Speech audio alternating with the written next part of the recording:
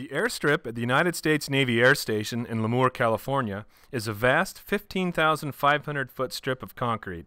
To the Navy, it's an ideal place to train F-18 pilots. To Road and Track, it's nirvana, a perfect place to explore the performance potential of 6 of the world's most potent supercars. Last time, we did a standing mile test at Lemoore. This time, a simple 0 to 200 mile per hour shootout. So join us now as we present our cars, all driven by Steve Millen, winningest driver in IMSA history.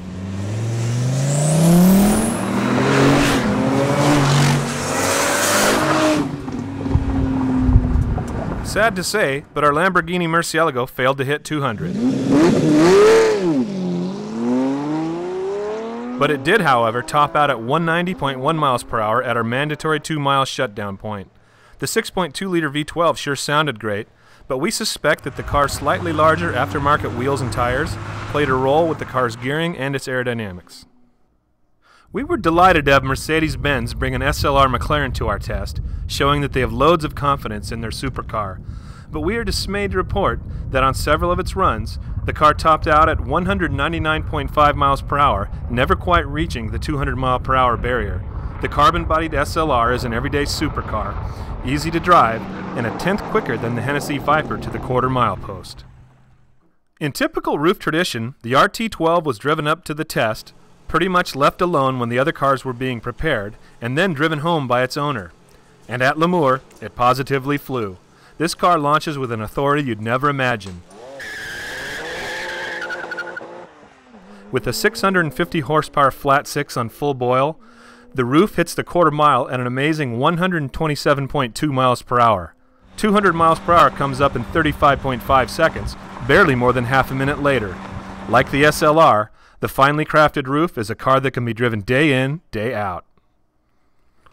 Lingenfelter Performance Engineering of Indiana brought one of their customer C6 Corvettes to our test, a twin-turbo model with 880 horsepower. Although a freak oil leak limited it to just one run, this Vet hit 200 in only 26.5 seconds, in 386 feet less than 1 mile.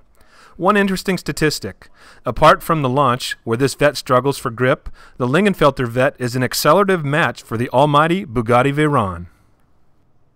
Ah, the Bugatti Veyron, the world's most potent supercar, an all-wheel drive missile powered by a quad-turbo W16 engine with 1,001 metric horsepower. When Millen launches this car, with launch control and top speed mode engaged, it shoots out of the hole like an F-18 catapulted off the deck of a carrier, its traction control system managing the grip oh so precisely at all 4 contact patches. 100 miles per hour comes up in an amazing 6.2 seconds, and at the 1 mile post, the big, beautifully detailed Bugatti has hit 204.4 miles per hour. With grip as its friend, the Bugatti is the quickest car in our group to 200 and the easiest to drive.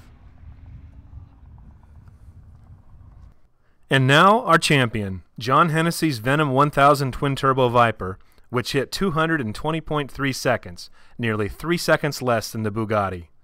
If the Veyron can be described as absurdly quick, well, the Hennessy must be insanely quick. John Hennessy knows that most drivers can't manage 1,100 rear-wheel drive horsepower at launch, so he staggers the boost to come in progressively, peaking when the Viper hits 140. Still, at launch, there's 800 horsepower on tap, which causes Millen to be extra cautious on his runs. You know, wheel spin at 140 can be a bit unsettling. One of the best ways to comprehend the Hennessy's astronomical power is to study its 100 to 200 time. It does this in 13 seconds, 5 seconds less than the Bugatti, and in nearly a quarter mile less distance. This is John Hennessy's second visit to Lemoore with us, and the second time he's won our test. Plain and simple, his Vipers work. In the end, what had we learned? First, that it takes an incredible amount of power to go 200 miles per hour. Second, that the Bugatti Veyron is all it's cracked up to be, a supercar that has no production rivals. And last, the Hennessy Viper is a brute, a car that just might top 250 miles per hour, given enough space. Kudos to all the folks willing to participate in this test, and a special thanks to the U.S. Navy for making their fantastic Lemoore runway available to Road and Track again. Need to know more? See our September 2007 issue for the full story.